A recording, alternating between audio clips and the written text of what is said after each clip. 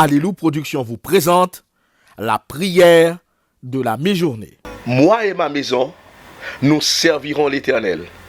Ces paroles sont de Josué. On le trouve en Josué chapitre 24. Moi et ma maison, nous servirons l'Éternel. L'Éternel venait finalement de délivrer Israël. Israël avait vaincu des nations. Et Israël était en train de s'établir à Sichem. Bon, on ne va pas rester sur la ville de Sichem, ce n'est pas ça l'important. Mais dans ce beau pays où coule le lait et le miel que l'Éternel leur avait promis à leur père. Et Israël venait de s'établir. Et Josué a demandé au peuple de choisir. Avant, vous avez des dieux, entre guillemets. Vous serviez d'autres esprits. Et même il y a les dieux des Amorites. Josué dit, moi et ma maison, nous servirons l'Éternel. Vous choisissez qui vous voulez servir. Dieu a toujours donné le choix. Chers téléspectateurs, chères téléspectatrices, bonjour. Donc Dieu a toujours donné le choix, je vous disais. Le choix de le servir ou pas. Dieu n'oblige personne. Les gens qui disent qu'ils veulent contraindre les gens ou tuer des gens qui ne veulent pas servir leur Dieu, etc., sont dans l'erreur. Le Dieu véritable, le vrai, l'Éternel, Père de notre Seigneur Jésus-Christ, Créateur du ciel et de la terre, n'a jamais contraint ni obligé personne de le servir. Il est un Dieu d'amour, un Dieu bon. Voilà tout. Il ne demande pas de sacrifice, de tuer son père, de donner sa mère, ou son frère, ou ses sœurs, comme on peut trouver ça dans d'autres religions, comme les religions animisme, pour ne pas parler par exemple du vaudou, ou notamment du vaudou haïtien. Non, le Dieu véritable, lui, il est bon, il est amour, il donne avec générosité. Levez les yeux et regardez au-dessus de vous les étoiles, regardez le soleil, regardez les arbres, regardez tout ce qu'il avait disposé pour accueillir l'humanité. Et quelquefois, les complications qu'il peut y avoir, quand on étudie bien, ce n'est pas dû à Dieu. C'est dû à l'organisation des humains. C'est dû à la manière dont les hommes s'organisent. Ils mettent des frontières, ils mettent des barrières, ils mettent des copyrights, ils mettent tout plein de choses. Et ils en privent certains de ce qu'ils devraient avoir. Et parce que l'humain, est injuste depuis la transgression. Mais ça, c'est une autre histoire. Mes chers amis, ce que je voudrais vous dire en réalité, c'est quel choix vous faites aujourd'hui. Quel choix vous faites pour vous. Parce que Josué dit, moi, je servirai l'Éternel. Peut-être, je ne sais pas qui tu sers, mais je veux t'inviter à servir l'Éternel, car c'est le Dieu qui t'a créé, c'est le Dieu qui est à l'origine et à la base de tout.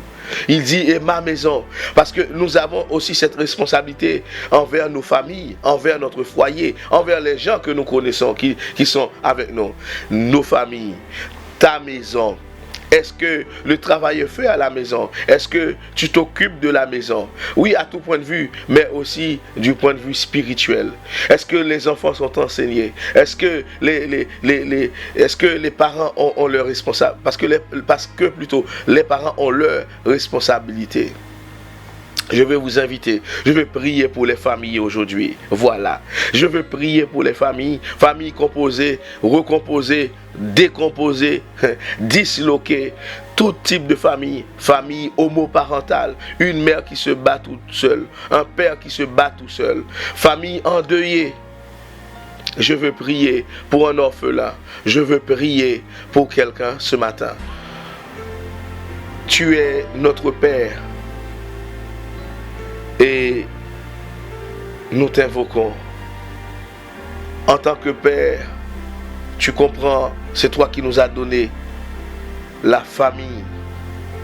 C'est toi qui as créé les choses de telle sorte que nous ayons des attaches et des filiations. Nous ne sommes pas des enfants de tonnerre, mais nous avons tous une mère, un père. Tu nous as donné des filiations.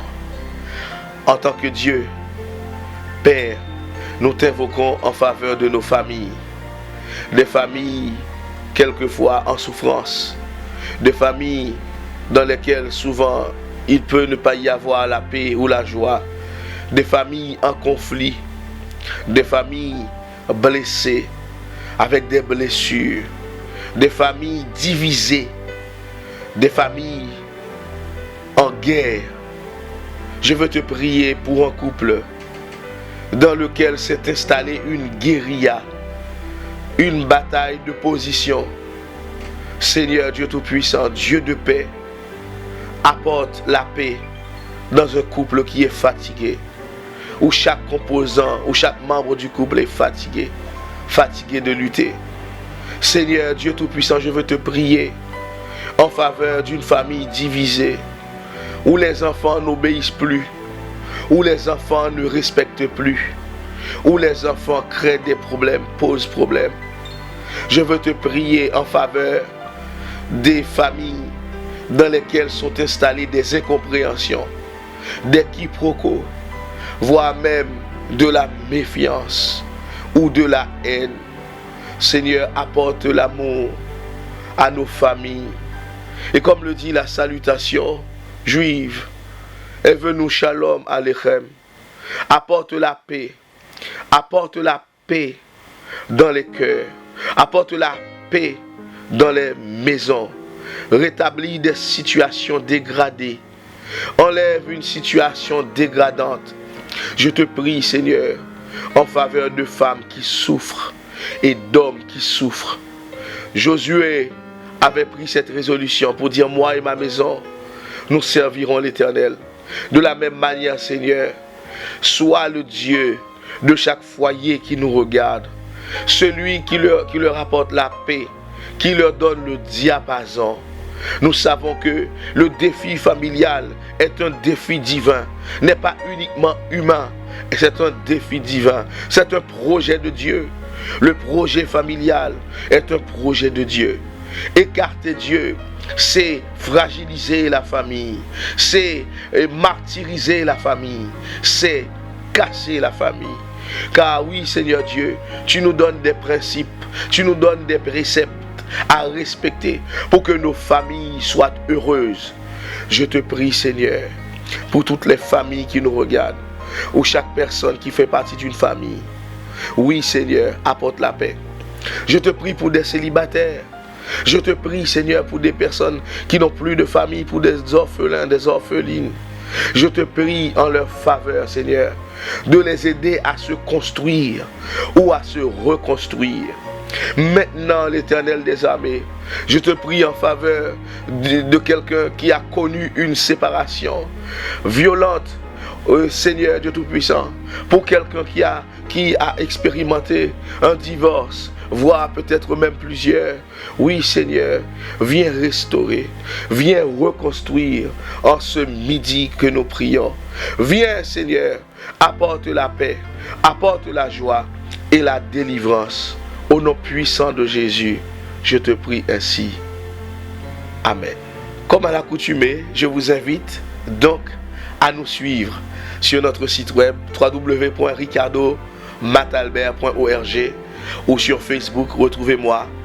Et si vous m'écrivez, je vous répondrai. Et de la même manière, je réponds à ceux qui m'écrivent. Et de la même manière, si vous avez besoin que nous prions pour vous, envoyez-nous un message au 06 59 54 04 78 si vous êtes en France. Si vous êtes à l'étranger, faites avec le 336 59 54 04 78. Que Dieu vous bénisse. Alléluia Production vous a présenté la prière de la mi-journée.